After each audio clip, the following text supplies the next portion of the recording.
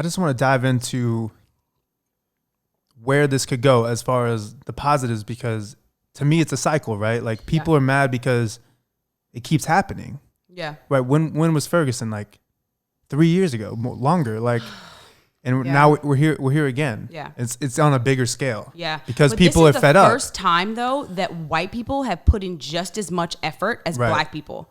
That's what's changing. Right. I think we need to get clear on what we want to come of this. It's very clear though. I think we just fucking want this shit to stop. Like I want the police to stop racially profiling you want it to stop, but a cop listen. Like cops need to know what they can and cannot do. They know what the fuck they can and cannot do. No, but if he gets off, Nah. If he gets a slap on the wrist, then he knows he can get away with it. Okay. So what I'm saying is there needs to be clear cut rules of what cops can and cannot do. It's about the conscious mind. Why the fuck are you a 50-year-old man kneeling on someone's neck and fucking like? And they also had reports shown that he had like beaten up like black youths before, like had got a slap on the wrist over it.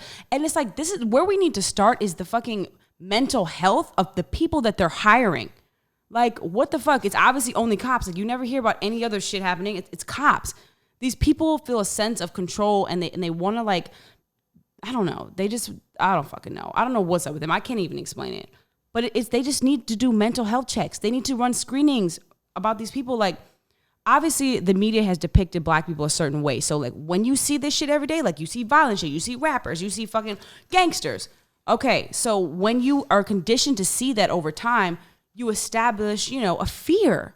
And that's the problem is people are scared of black people. And it's like, good. Now here's a fucking reason to be scared. Do you know what I'm saying? For people that maybe don't know all the details, okay, maybe dive into what happened to George, what he was doing before. If you don't know the details, get the fuck off this podcast. But it's good to set a visual. Okay. All right. So let me just give you guys a little bit of background. Okay, in Minneapolis, there is a little corner store, like a deli bodega style. It's called Cup Foods. He was a frequent customer at this place, and basically, we don't know. Either he was given a counterfeit $20 bill, or he was trying to use a $20 counterfeit bill. They're not sure, and basically was pissed because either they wouldn't let him use it or he had gotten it and he was just mad that it wasn't real. So we don't know which side yet, so I won't say. Basically what happens, an employee of the store calls the cop because he becomes irate. He's like pissed. He's like, what the fuck? Like, blah, blah, blah. He goes to his car, okay? He waits and he's like chilling outside, and this is like just released footage. He's chilling in his car and the cops pull up and start interrogating him, okay? Now, you see, I don't know like from how he got to the cop car because that wasn't recorded, but now you see that George is in the cop car. Okay, there's two cops, Derek Chauvin and the Asian guy. And you see Derek Chauvin with his leg kind of like pivoted on like basically giving him stability. And he's like holding himself up on the curb as he's beating the fuck out of George. While the Asian cop is like looking around to like see if anybody's like watching. And like, so that happens. And then fast forward to two more cops showing up. And now they have him arrested on the ground. And he has his knee. Derek Chauvin has his knee in George's neck. Okay, so now this is all being recorded, and so basically, for $20, $20. So for 8 minutes, they have this on recording. He has his knee on his neck, and George is saying, "I can't breathe," and he's calling for his mother, which, by the way, also died on the same day that he fucking died. Okay, so he's calling for his mother. And he's like, "Mom, I can't breathe." And his mother's dead, obviously. He's like, I can't breathe. And the cop goes, "If you can talk, you can breathe." And he's like, "No, look, you're cutting off my air supply." And just think how it would be to be like our age and like recording this and then to just watch this fucking guy like die.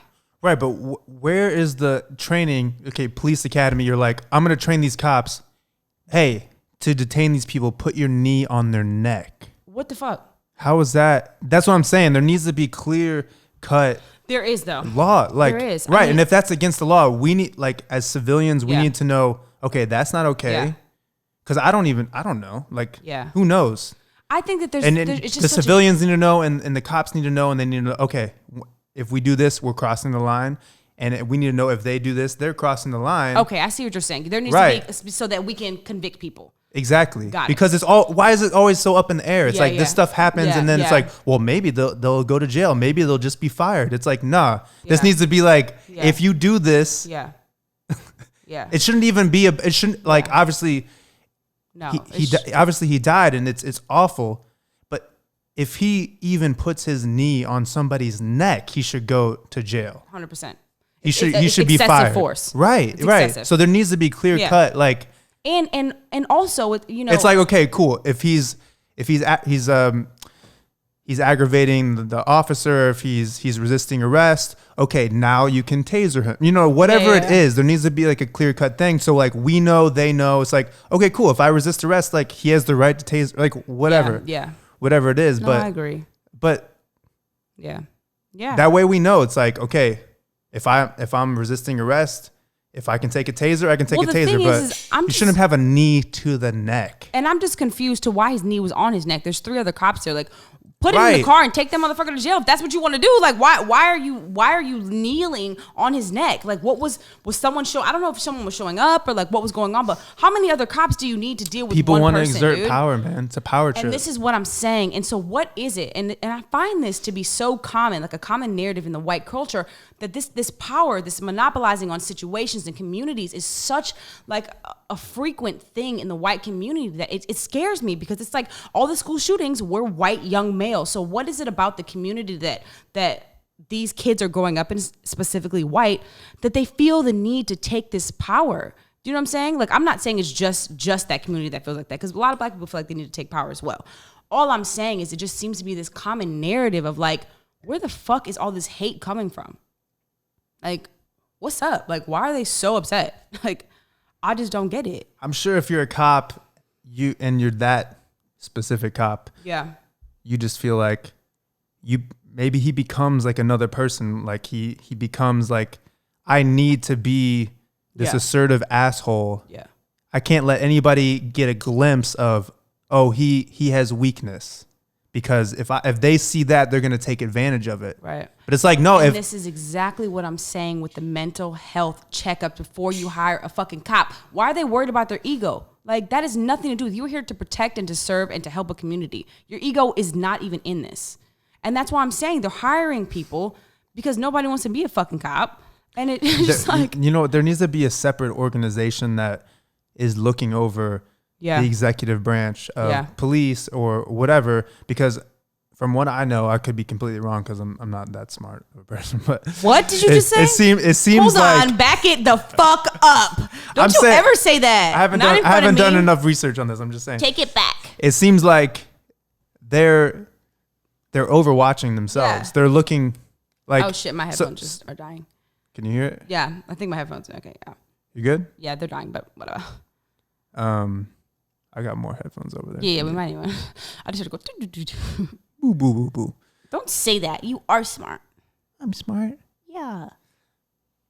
Take it back. When an organization is in charge of checking itself, that's a recipe for disaster. You're gonna let a little bit slide, a little bit slide here, a little bit slide there, and the next thing you know, it's like, cool, I'm protected. Like, if things do get out of control, I'm good. So then you don't even think about it. You're just like, okay, as long as this guy is arrested or he's away from the store, they just called me, then I'm good.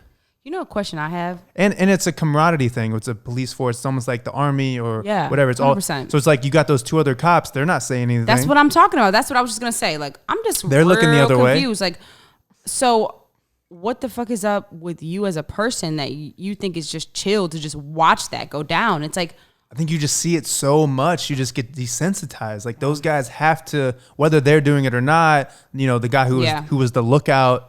Looking at. He's probably seen so much stuff. He's probably seen way worse stuff than that. Where he's just like, okay, well, and maybe he has seen a lot of people lying. You know you get a lot of people on drugs or whatever, and they're like, "You're hurting me, you're hurting me." And they're like, psych, gotcha. And then they hurt the officer or something. So 100%. So at their point, they're like, okay, it's either me or you. Who am I going to take a risk on? And that's the issue. It becomes such a selfish attitude of, look, I'm not gonna. If somebody is gonna get hurt here, it's not gonna be me.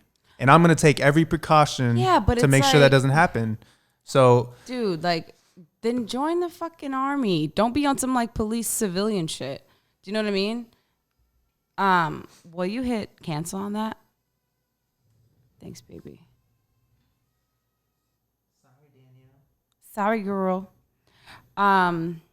Yeah, I don't know. I'm just like, I don't know. Maybe cops need breaks too. You know what I'm saying? Maybe they're dealing with a lot of shit too. But it's like also like, they've been bored. It's COVID. They got no excuse. They ain't got shit. You right. They got no excuse. They're just sitting around making sure people don't. But I just want to make sure that we're not promoting the message that all cops are bad, because they're not. And I don't believe that about anybody. Like, my uncle is a cop. And it's just like, I think the bad cops are people who are doing weird shit, police brutality, and then people who aren't saying anything. There's plenty of cops out there who are doing really amazing things, but are getting overlooked. You know what I mean? So, I don't know. I saw Chicago PD, though, post. The chief of police basically said, if you have a problem, he told this to his police force, if you have a problem with George Floyd's death, if you don't have a problem with it, like if you don't think anything wrong happened, then turn in your badge, which is tight. You know what I mean? Like, I appreciate him standing up, which is what we need more of. You know? I think what's unique about this situation is that it wasn't a shooting. Right. Okay. Elaborate. I'm just saying, like, I feel like a lot of the other police brutalities or just... We're killing, so yeah. Yeah, just shootings. And that's such, Yeah. You're trying to make a decision in the spur of the moment. You literally have somebody's life in your hand. Right. Pulling a trigger. Yeah. It's like, imagine that being you, like...